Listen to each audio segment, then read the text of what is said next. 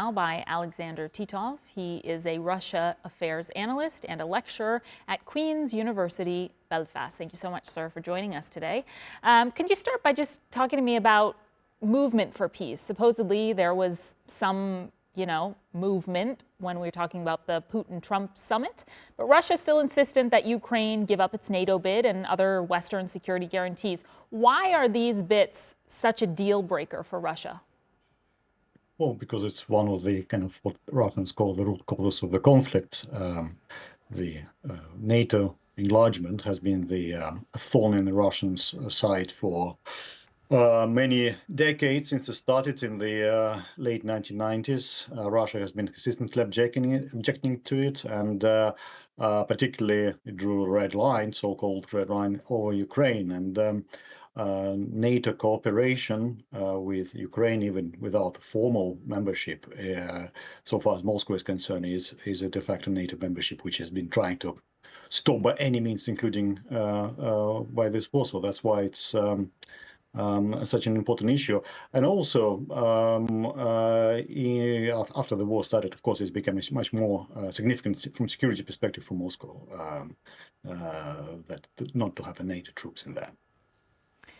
So, sir, despite the summits, the statements, the meetings, the realities on the ground remain dire. Hundreds of thousands are dead. Are we any closer to, if not an end to the war, then at least some sort of breakthrough, a leaders' meeting, ceasefire, etc.?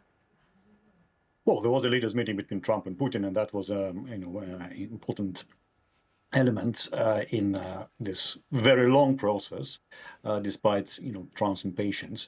I think the Americans understand Russian position now. Russia gave certain indications of what would it take to stop the war. I think Trump accepted Russia's position in terms of need for a comprehensive peace treaty, not just a ceasefire. That was a key Russian demand, and I think that's been accepted by Trump. Plus, Russia indicated the territories on which it would not compromise, particularly the Donbas area, right? So that's where the whole conflict started in 2014 in Sloviansk, and I don't see how Russia can possibly, stop permanently without having secured that, symbolic and strategic point.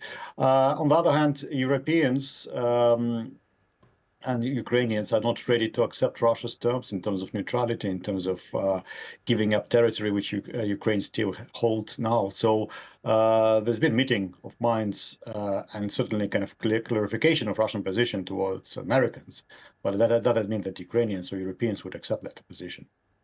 All right, Alexander Titov joining us live. Thank you so much, sir.